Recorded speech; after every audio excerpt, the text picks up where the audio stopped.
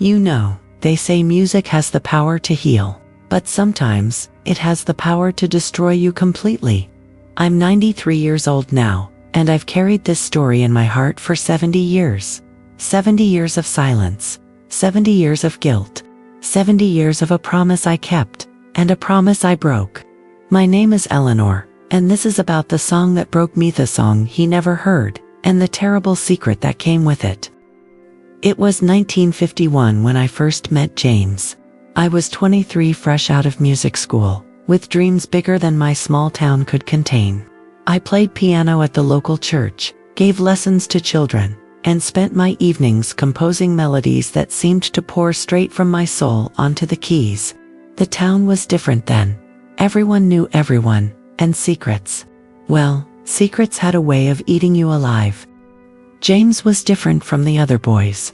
He had gentle hands, carpenter's hands that could build anything, fix anything, and eyes that seemed to see straight through to your heart. When he looked at me, I felt like I was the only person in the world. But James had scars, physical ones from a childhood accident that left his left hand slightly twisted, and deeper ones from a father who drank too much and loved too little. He'd flinch sometimes when people raised their voices, and I'd see shadows cross his face when he thought no one was looking. "Play something for me, Eleanor," he'd say, settling into the chair beside this very piano, and I would play Mozart, Chopin, Debussy, anything that might chase away those shadows and make him smile, that slow, wonderful smile of his. But James had his own music. He'd hum these little melodies while he worked, unconscious tunes that seemed to float around him like invisible butterflies. I'd catch fragments of them and weave them into my own compositions, creating something that was uniquely us. The night he proposed, something magical happened. We were sitting right here, in this very spot. The moonlight was streaming through the window, painting silver patterns on the piano keys. James had just slipped his grandmother's ring onto my finger, a simple gold band with a tiny diamond that caught the light like a captured star. "I wish I could give you a song," he whispered, his forehead resting against mine. "Something beautiful, like the music you make, something that would prove I'm worthy of you." "James," I said, my heart breaking at the doubt in his voice. "You don't have to prove anything. You're already everything." And that's when I heard it. Not with my ears, but with my heart. A melody so perfect, so purely him, that it took my breath away. It was gentle like his touch, strong like his embrace, vulnerable like his fears, and filled with all the love we shared and all the dreams we'd built together. My fingers found the keys almost without conscious thought. The melody poured out of me, tender and hopeful, with little flourishes that sounded like laughter, and deeper notes that spoke of forever. "It's beautiful," James whispered, his voice thick with emotion. "What is it?" "It's yours," I told him, my fingers still dancing across the keys. "It's our song. I'll finish it, make it perfect, and play it at our wedding."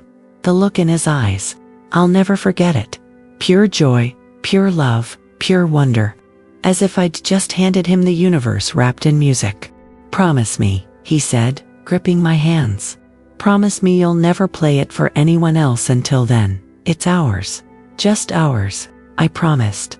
God help me, I promised. But the universe, it seemed, had other plans. 3 weeks later, the letter came. The Korean War was calling, and James, my gentle, music-loving James, was being shipped out. We had 2 days. 2 days to say goodbye to the life we'd planned. "I'll be back for Christmas," he promised, holding me so tight I could barely breathe. "And you'll play our song, and we'll dance in the snow, and I'll never let you go again." "What if something happens?" I whispered, the words torn from my deepest fears. "Nothing will happen," he said fiercely. "I have too much to come back to. I have you, I have our song, I have our future." But his hands were shaking when he said it. I spent every day working on that song. I'd wake up with new melodies in my head, fragments of harmony that seemed to whisper his name. I wrote and rewrote, crafted and polished, until every note was perfect. It had to be perfect. It was all I had left of him while he was gone. The letters came regularly at first. James would write about the other soldiers, about the food, about how he missed the sound of my piano. He'd ask about the song, and I'd tell him it was almost finished, just a few more touches. Save it for me, he'd write. Don't let anyone else hear it first, it's ours, and I promised. Again and again, I promised him I'd wait. But then the nightmares started. Dreams where I'd see James in a foreign field, calling my name, reaching for something he couldn't grasp. Dreams where I'd play our song and he'd be just out of reach, always just out of reach. I'd wake up in cold sweats, my heart hammering, and I'd rush to the piano. I'd play everything except our song, because playing it felt like tempting fate, like admitting he might not come back. And then came the letter that changed everything. It was October, and the leaves were turning the color of fire. James's handwriting was differentier, more desperate. Eleanor, my darling Eleanor, I'm scared. I'm so scared, and I can't tell anyone here because I have to be strong for the boys. But I can tell you, I dream about dying, about never seeing you again, about never hearing our song. Sometimes I think I'm going crazy. There's this other soldier, Tommy, and he plays harmonica. And yesterday he played something that sounded almost like our melody, and I broke down crying in front of everyone. They think I'm losing it. Maybe I am. Maybe I'm not strong enough for this. Maybe I'm not strong enough for you. My hands shook as I read those words. This wasn't my James. My James was gentle but strong, quiet but confident. This was someone breaking apart piece by piece, and then came the part that would haunt me forever. I know you're waiting to play our song until I come home. But Eleanor, what if I don't? What if something happens to me? I can't bear the thought of our song dying with me. If something happens, if I don't make it back, promise me you'll still play it. Promise me you'll let it live. Promise me you won't let our love die in silence. I wrote back immediately, my tears staining the paper. James, you're coming home. You have to come home. I need you. The song needs you. I won't even consider the alternative. But he never got that letter. The next letter came from his commanding officer. Miss Eleanor, Private Harrison, asked me to write to you if anything happened to him. He spoke of you often, and of a song you were writing for him. He wanted you to know that he carried the memory of your music with him always. He died bravely, saving 3 other soldiers from enemy fire. His last words were, "Tell Eleanor to play our song." The world ended. Not dramatically, not with thunder and lightning, but quietly, like a candle being snuffed out. I sat at this piano for 3 days straight, trying to play our song, trying to honor his last request, but I couldn't. Every note felt like a betrayal. Every chord was a reminder that he'd never hear it, never hold me while I played it, never dance with me in the snow. And worse, worse was the guilt, because I hadn't kept my promise. You see, 2 weeks before James died, something happened that I've never told anyone. Not Harold, not my children, not even my diary. Mrs. Patterson, the minister's wife, was having a tea party for the church ladies. She'd heard I was engaged to a soldier overseas, and asked me to play something patriotic and uplifting for the group. I played hymns at first, safe choices. But then Mrs. Patterson asked for something original, something from the heart. And in my pride, in my foolish, damnable pride, I played it. I played our song. Just once, just a few measures, but I played it. The ladies cooed and clapped and said how beautiful it was, how talented I was, how lucky my young man was to have such a gifted fiancé. I stopped playing immediately, my face burning with shame, but it was too late. I had broken my promise to James. Our song, the song that was supposed to be just ours, had been heard by others before he ever got the chance. And 2 weeks later, he was dead. I convinced myself it was my fault. That somehow, by breaking my promise, I had broken the magic that was supposed to keep him safe. I know it sounds crazy now, but grief does terrible things to your mind. Logic becomes your enemy. Guilt becomes your closest companion. So I buried the song. I took the sheet music, 3 pages of carefully notated love and betrayal, and I locked it away in my hope chest. Beneath the wedding dress I'd never wear, and the future I'd never live, and I swore I'd never play it again. Never let anyone else hear it. Never compound my betrayal. Oh, I tried to move on. I married Harold 2 years later, good man, a kind man. A man who never asked me to play original compositions, because he sensed somehow that it was forbidden territory. We had children, 3 beautiful babies who filled my life with new purpose. I taught them to play piano, simple songs, safe songs, nothing that came from the depths of my heart, nothing that might carry the weight of loss, but the guilt. The guilt never left. At night, when the house was quiet and the children were sleeping, I'd lie awake and hear phantom echoes of that song. James's song, the melody that lived in the space between love and betrayal, between dreams and nightmares. I'd think about his last words. Tell Eleanor to play our song, and I'd whisper into the darkness, I'm sorry, James, I'm so sorry. 40 years passed, 50, 60. Harold passed 5 years ago, and on his deathbed, he said something that nearly broke me all over again. Eleanor, I always knew there was music in you that you never shared. I heard you humming sometimes, late at night, the most beautiful melody I've ever heard. I wish you'd played it for me. Even Harold had heard fragments of our song, leaked from my unconscious mind like water through a cracked dam. Another betrayal. Another broken promise. Last week, my granddaughter Sarah came to visit. She's 25 now, with her grandfather's eyes and her great-grandmother's hands. She's studying music in college, specializing in composition just like I once did. Grandma, she said, settling beside me at the piano, I've been researching our family history for a project. I found some old newspaper clippings about you. It says you were quite the composer in your youth, that you had real talent. What happened to that part of you? My heart stopped.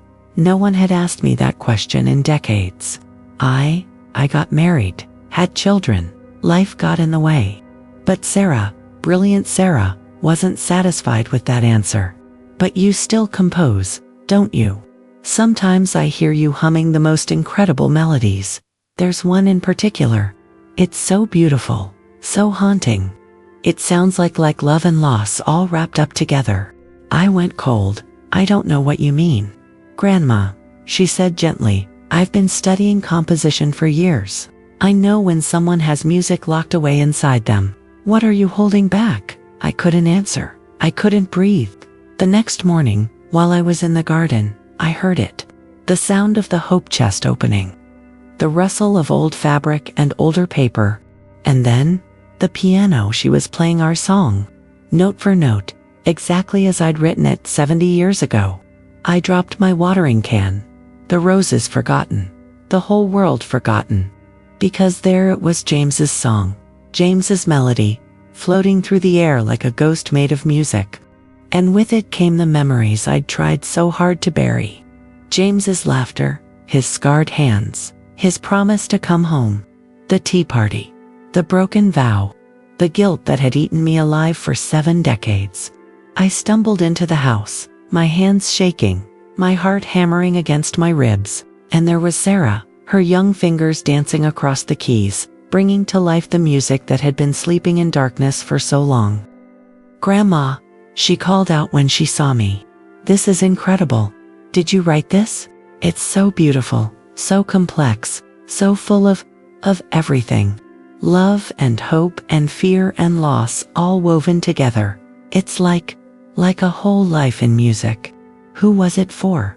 I couldn't speak. I couldn't breathe. Because suddenly, James was there, in the melody, in the harmony, in every note I'd crafted with such love and such hope. He was 23 again, with gentle hands and eyes full of dreams. He was humming along to his song, the song he'd never heard, the song I'd played for others, the song that had become my burden instead of our blessing. Grandma. Sarah's voice seemed to come from very far away. Are you okay? You look like you've seen a ghost. And I broke. 70 years of held back tears, 70 years of buried grief, 70 years of guilt and shame and love, all tangled together like barbed wire around my heart. I fell to my knees beside the piano bench, my hands pressed against the wood that had held our secret for so long. Stop, I whispered. Please stop playing. But Sarah kept playing, her eyes wide with concern. "Grandma, what's wrong? It's just music. It's beautiful music." "It's not just music," I cried, the words torn from my throat like broken glass. "It's James. It's James's song, and he's dead. He's been dead for 70 years, and he never got to hear it, and I played it for others first. And I broke my promise, and it's all my fault." The music stopped. The silence was deafening. "Tell me," Sarah said quietly, her young hand finding mine. "Tell me about James. Tell me about the song. Tell me about the promise." And so I did. I told her everything. About the moonlight, and the proposal, and the melody that poured out of me like prayer. About the letters and the promises and the fear that gnawed at my bones. About the tea party and the broken vow and the guilt that had poisoned every day since. About the telegram that shattered my world and the last request I couldn't fulfill. About the song that lived in the space between love and loss, between dreams and reality, between what was and what might have been. "But Grandma," Sarah said when I finished, her voice gentle but firm, "you did play it for him." "What?" "You played it for him that night. You composed it. You said so yourself. He heard it first, before anyone else. The tea party ladies, they heard a few measures of something you'd already shared with the person it was written for." I stared at her, my mind reeling. "But I broke my promise." "You kept your promise," she insisted. "You played it for him first. You played it for him before anyone else. That's what matters. That's what he would have remembered." For the first time in 70 years, I felt something shift in my chest. A loosening, a lightening. "Play it again," I whispered. "Please, play it one more time." Sarah nodded, her eyes bright with unshed tears, and as her fingers found the keys, as James's melody filled the air, I closed my eyes and let myself remember. Not the guilt, not the shame, not the broken promises, but the love. I remembered his laugh, his smile, his hands that built things meant to last forever. I remembered the way he'd hum while he worked, the way he'd listen to me play as if I were performing miracles. I remembered the night he proposed, the way the moonlight caught the ring, the way the melody had poured out of me like a gift from heaven. I remembered his last words, "Tell Eleanor to play our song." Not tell Eleanor to keep our song locked away forever. Not tell Eleanor to let guilt destroy her. But tell Eleanor to play our song.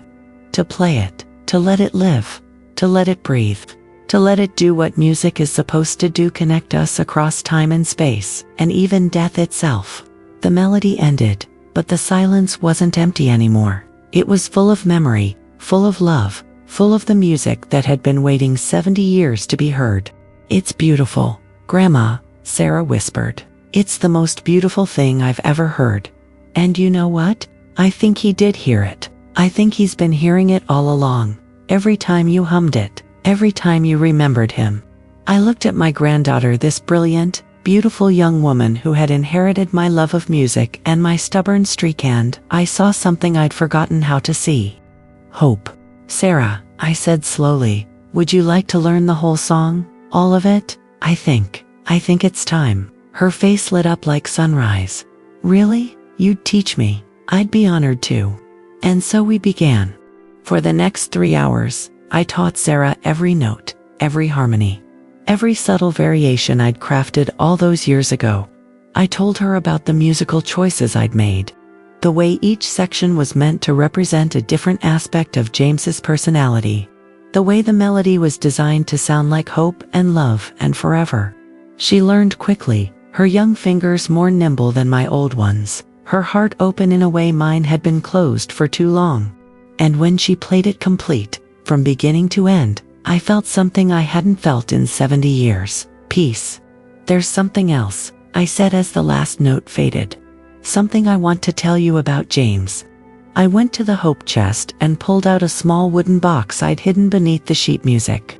Inside were his letters. All of them, even the ones that had arrived after his death, forwarded by well-meaning friends who didn't know he was gone. "Read this one," I said, handing her a letter, dated just 2 days before he died. Sarah's eyes moved across the page, and I watched her expression change from curiosity to understanding to something like wonder. "Grandma," She whispered, "Listen to this. Eleanor, my darling, I had the strangest dream last night. I was in a concert hall, and you were on stage playing the most beautiful piece I'd ever heard. I knew it was our song, even though I'd never heard it complete. And there were other people there too, listening, crying, moved by the music we created together. And I realized that maybe our song isn't just for us. Maybe it's meant to be shared. Maybe love this beautiful is meant to inspire others, to give them hope, to show them that even in the darkest times, there's still music to be found. I hope someday you'll play it for the world, Eleanor. I hope our love will live on in the music long after we're gone." The letter fell from my hands. 70 years.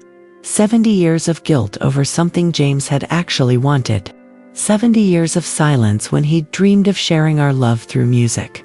70 years of holding back when he'd wanted me to let go. "He would have wanted you to play it," Sarah said softly. "He would have wanted you to share it. He would have wanted the world to hear what love sounds like." I wept then. Not the bitter tears of guilt and regret, but the sweet tears of release. "Will you help me?" I asked. "Will you help me share our song?" I'd be honored too. And that's how, at 93 years old, I finally kept my promise to James. Last Sunday, Sarah and I performed our song at the church where I'd played for so many years. The same church where James and I had planned to be married. The same church where I'd mourned his death. But this time, instead of mourning, we celebrated. We celebrated the love that had created something beautiful. We celebrated the music that had survived war and death and 70 years of silence. We celebrated the promise finally kept. The congregation wept as we played. They felt it, the love, the loss, the hope, the healing. They felt what James had dreamed they would feel. And in that moment, I knew he was there. Not as a ghost, not as a memory, but as a living presence in the music we'd created together. Our song had found its voice at last. You know, they say music has the power to heal. And maybe, just maybe, they're right. Maybe some songs are worth the wait. Maybe some love is stronger than guilt. Maybe some promises are meant to be kept, even if it takes 70 years. Maybe some melodies, maybe they're meant to live forever. Even if the one they were written for never got to hear them the way we planned. But perhaps he heard them anyway. In the space between the notes. In the silence between the heartbeats. In the love that never dies, even when everything else does. This is our song, James. Finally, this is our song. And it's beautiful. Just like you said it would be.